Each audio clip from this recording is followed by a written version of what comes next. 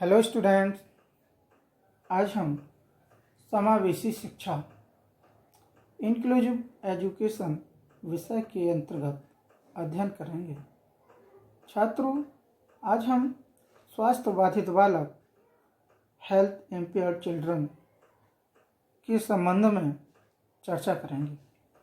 स्वास्थ्य बाधित बालकों का इसमें वर्गीकरण भी किया गया है, उसे देखेंगे। स्वास्थ्य बाधित बालक कौन होते हैं, क्या है?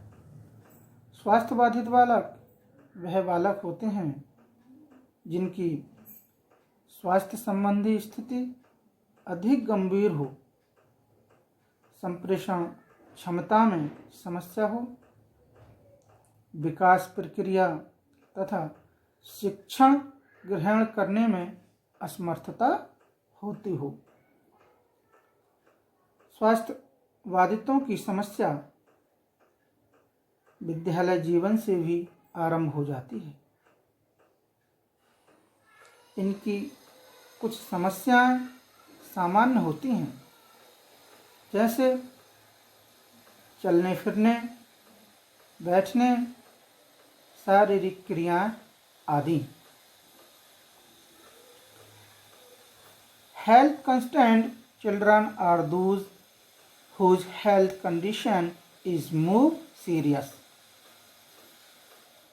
There is a problem in communication ability, development process and inability to learn. The problem of health problems start in school life also. Some of their problems are similar, like physical movements etc.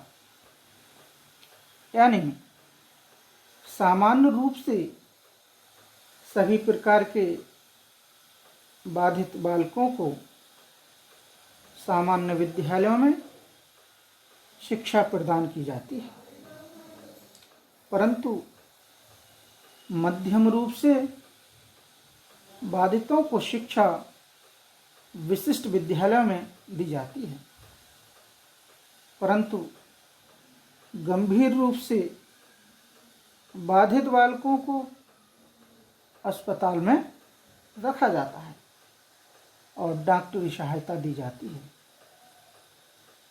समन्वित शिक्षा का भी उपयोग किया जा सकता है। स्वास्थ्य बाधितों की मुख्य विशेषता यह है कि ऐसे बालक शारीरिक रूप से कमजोर होते हैं। शारीरिक तथा मानसिक कार्यों से इन्हें थकान अधिक होती है। अब हम देखेंगे छात्रों स्वास्थ्य बाधित बालकों का वर्गीकरण। Classification of health impaired children.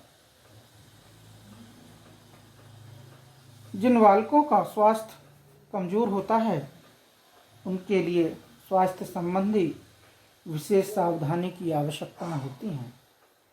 इन्हें हम दो वर्गों में विभाजित कर सकते हैं। नंबर 1 ए सामान्य स्वास्थ्य समस्याएं, common health problems, and B गंभीर स्वास्थ्य समस्याएं, सीरियस हेल्थ प्रॉब्लम। तो छात्रों आज हम ए जो सामान्य स्वास्थ्य समस्याएं हैं, कॉमन हेल्थ प्रॉब्लम्स हैं, उन्हीं के विषय में चर्चा करते हैं। ठीक है। इस प्रकार के बालक शिक्षा ग्रहण करने के योग्य होते हैं और उनके स्वास्थ्य की समस्याएं अधिगम प्रक्रिया में बाधक नहीं होती, परंतु आवश्यक सुविधाएं व सावधानी रखने की होती है। इनका डॉक्टरी परीक्षण समय समय पर होता रहना चाहिए। ठीक है। स्वास्थ्य बाधित बालक कौन कौन से होते हैं मैं बताता हूँ। सबसे पहले हम लेते हैं मिर्गी रोग, या ऐसे कह सकते हैं कि मिर्गी रोग से ग्रस्त। ये जो है एपिलेप्सी भी इसे कहते हैं, एपिलेप्सी। यह एक विशिष्ट प्रकार के स्वास्थ्य की समस्या होती है। इस रोग से मुख्य लक्षण ये हैं कि बच्चे को दौरे पड़ते हैं तथा बालक कभी कभी दौड़ों के साथ चिल्लाता भी है तथा दौड़ों के बाद वह मूर्छित भी हो जाता है। कभी कभी शरीर के अंगों को रगड़ता है तथा अपने कपड़ों को उतारने का भी प्रयास करता है। यह रोग मस्तिष्क से संबंधित होता है। शिक्षक को ऐसे बालकों का विशेष ध्यान रखना चाहिए और ऐसे मानसिक कार्य नहीं लेने चाहिए जिससे उसमें तनाव उत्पन्न हो। दौरे के समय उसके आसपास की वस्तुओं को हटा देना चाहिए जिससे उसे कोई आघात ना पहुंचे। यदि दौरे के समय उसका मुंह खुला रहता है तो रुमाल से उसका मुंह ढक देना चाहिए और जीभ को बचाने का प्रयास करना चाहिए, क्योंकि दौरे के समय कभी कभी जीभ भी कट जाती है। शिक्षकों को ऐसे बालकों के प्रति पूर्ण सहानुभूति रखनी चाहिए। ठीक है। नेक्स्ट, मधुमेह रोग,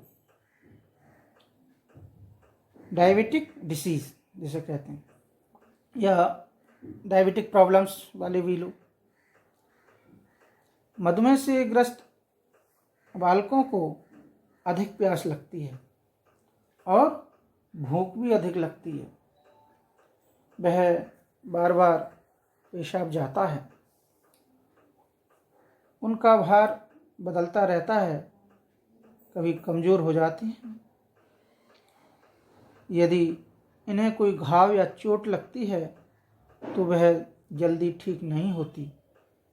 इनकी टांगों की पिंडलियों में जो हमेशा या अक्सर दर्द बना रहता है, शिक्षकों को ऐसे बालकों की पहचान करके उनको समुचित उपचार की व्यवस्था करनी चाहिए। ठीक है। नेक्स्ट, दमा या श्वास रोग, जिसे अर्थमेटिक्स भी कहते हैं। सामान्यतः इस समस्या पर शिक्षक अधिक ध्यान नहीं देते।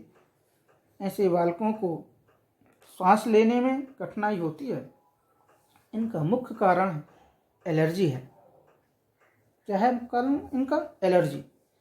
यह रोग अधिक शारीरिक काम करने से, तनाव होने से, संवेगात्मक विक्षिप्तता से बढ़ता है।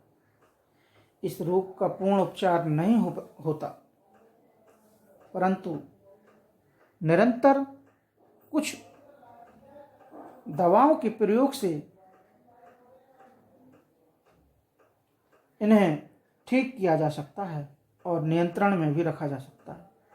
शिक्षकों को ऐसे बालकों से शारीरिक काम अधिक नहीं लेना चाहिए और ना ही ऐसी परिस्थिति उत्पन्न की जाए जिससे उनमें तनाव पैदा हो। नेक्स्ट है गठिया या जोड़ों के रोग, अर्थराइटिस जॉइंट डिसीज। इस रोग में बालकों के जो जोड़ों में दर्द रहता है, जितने भी शरीर में अस्थि जहाँ यानी कि जो संधि हैं, जो जोड़ हैं, उनमें दर्द रहता है। कुछ बालकों के दर्द के साथ साथ शरीर में सूजन भी आ जाती है। इस रोग का आरंभ उंगली जोड़, कलाई, कोहनी में दर्द तथा सूजन से होता है। इस प्रकार के रोग में दर्द असहनीय होता है। शिक्षक को इनकी कठिनाइयों का बोध होना चाहिए और उनकी सहायता करनी चाहिए तथा ऐसे बालकों को शारीरिक क्रियाओं में भाग लेने के लिए प्रोत्साहित नहीं करना चाहिए। ठीक है। नेक्स्ट है खून की कमी, एनीमिक। क्या है? एनीमिक। इस रोग में बालक के शरीर में खून की कमी हो जाती है तथा वह कमज़ोर होता जाता है और उसके शरीर में दर्द बना रहता है। इनके सिर में दर्द रहता है, कभी कभी ऐसे बालक बेहोश भी हो जाते हैं। इनका मुख्य कारण खून के अंदर रक्त के जो लाल कण होते हैं उनमें अभाव हो जाता है। इस प्रकार के रोगों का पूर्ण उपचार संभव नहीं होता। ये सभी प्रकार के बालकों में हो सकता है। इसके लिए सबसे बड़ी सावधानी यह है कि इन्हें संक्रमण से बचाया जाए। Thank you.